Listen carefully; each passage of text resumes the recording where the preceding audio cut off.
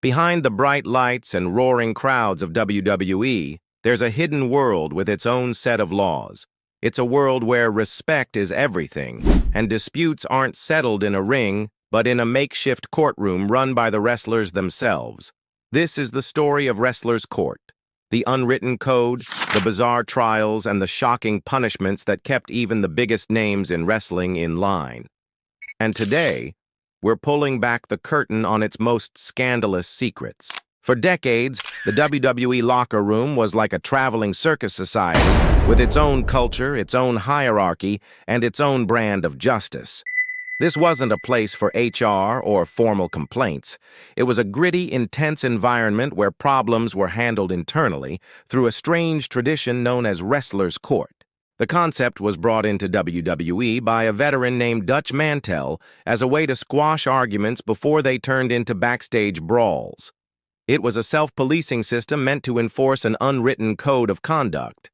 This code covered everything from showing proper respect to the veterans to how you should act on the road and making sure your on-screen ego didn't bleed into your real-life personality. The court itself was a totally surreal spectacle.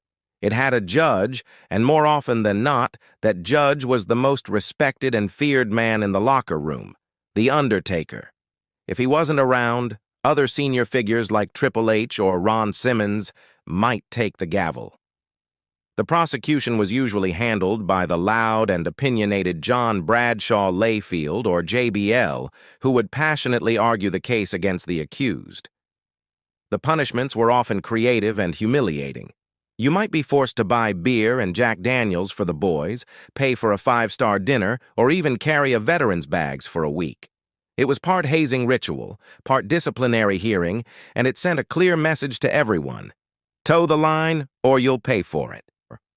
So, what kind of crime would land you in hot water? Well, perhaps one of the most infamous cases involved a young, up-and-coming superstar named The Miz. Fresh off the reality show. Tough enough, The Miz was still trying to find his footing in a locker room full of giants. His crime seems ridiculous, but it was a serious breach of etiquette. He was eating chicken in the locker room and carelessly dropped some crumbs over referee Scott Armstrong's gear bag.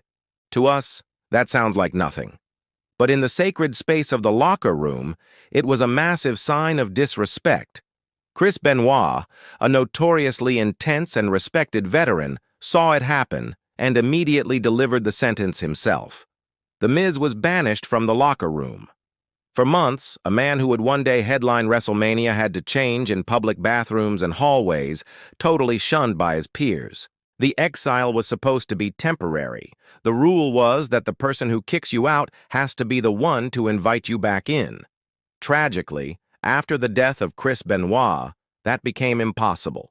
The Miz, respecting the unwritten rules even in this insane situation, stayed in exile until The Undertaker himself finally approached him and gave him the green light to return.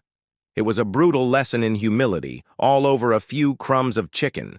While some cases were about simple mistakes, others were way more personal, targeting superstars who had a reputation for a bad attitude. And during the mid-2000s, it felt like no one was in the crosshairs more often than former women's champion Melina. In the ring, Melina was a standout performer. Backstage, however, she was reportedly earning nuclear heat for being difficult to work with. Colleagues felt she let her success go to her head, causing friction with a lot of the other women on the roster. She had a known feud with Mickie James, allegedly questioned why Candice Michelle was even hired, and was once kicked out of the locker room by the veteran Lita. Her behavior eventually got her dragged into Wrestler's Court during a tour in Australia. This wasn't about one specific incident, but a boiling over of long, simmering tensions. Wrestler Paul London, who was there, described a wild scene where wrestlers were called down from their hotel rooms at 3 a.m. to watch it all go down. According to his account, people were even taking bets on how long it would take for Melina to break down and cry. The trial was basically a public shaming, a clear message from her peers that her attitude had to change. It's a stark example of how the court could be used not just for discipline, but to enforce conformity through peer pressure and emotional distress. These stories are just the tip of the iceberg when it comes to the real-life drama happening behind the scenes. If you find this unseen world of WWE fascinating, make sure you subscribe and hit that notification bell, because you won't want to miss the scandal that nearly tore the entire company apart. Some backstage secrets are just too big and too explosive for a makeshift court.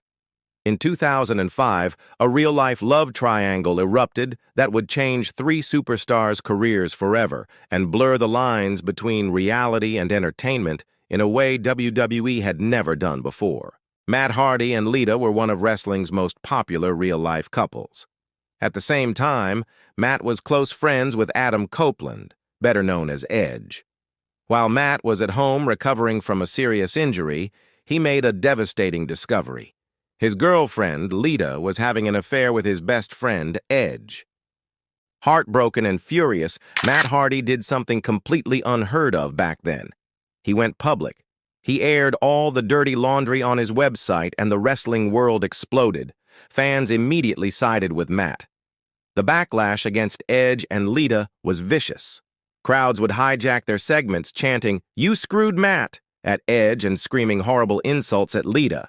In a move that stunned and angered the audience, WWE's first response was to fire Matt Hardy, claiming he had acted unprofessionally by taking a private matter public. This just made him a martyr. The fan support for Matt grew even louder. Seeing the insane reaction and smelling an opportunity, WWE did a complete 180. They re-signed Matt Hardy and, in a truly audacious move, turned this raw, real-life betrayal into a storyline.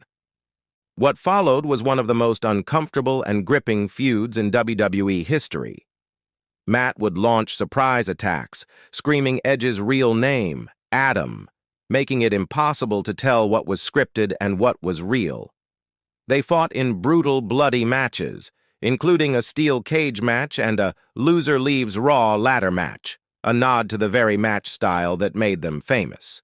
In the end, Edge won the feud on screen and was launched into superstardom as the Rated R Superstar, while Lita's legacy was forever tarnished for many fans.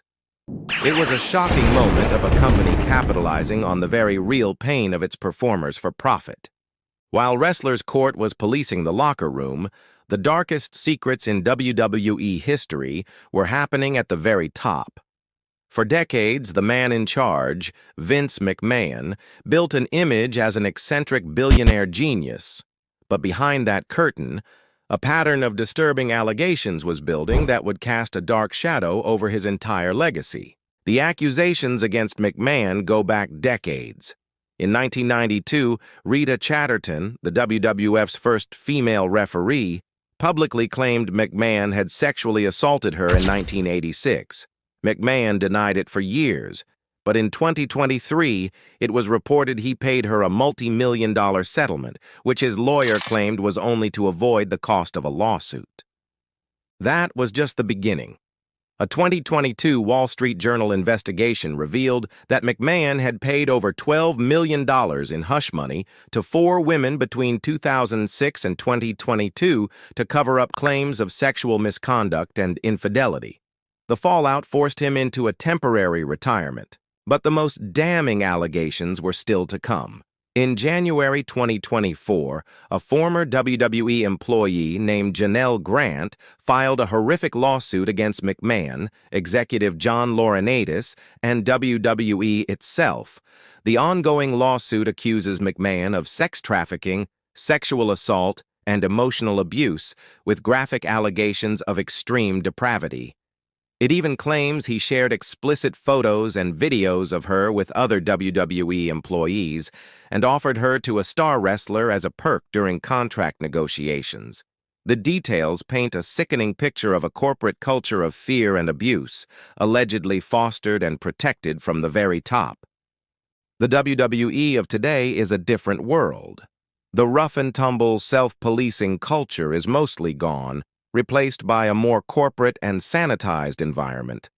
Wrestlers Court is now just a collection of wild stories from a bygone era, a time when wrestlers settled their own problems, for better or for worse. The intense scrutiny from the scandals surrounding Vince McMahon has forced the company into a new chapter, one where the dark secrets of the past can no longer be swept under the rug. The unwritten codes and shadowy tribunals have been replaced by HR departments and PR teams, but the legacy of that era remains. It was a time of incredible passion and unbelievable drama, both in front of the camera and far away from it. It was a time when respect was earned the hard way, and when real-life conflict created some of the most compelling and sometimes disturbing stories wrestling has ever told. It reveals a complicated truth about professional wrestling. It's always been a world where the lines between performance and reality are not just blurred, they often disappear completely. What do you think about Wrestler's Court? Was it a necessary way to keep order, or just a toxic form of backstage bullying? Let us know your thoughts in the comments below. And for more deep dives into the stories WWE doesn't want you to know, don't forget to like and subscribe.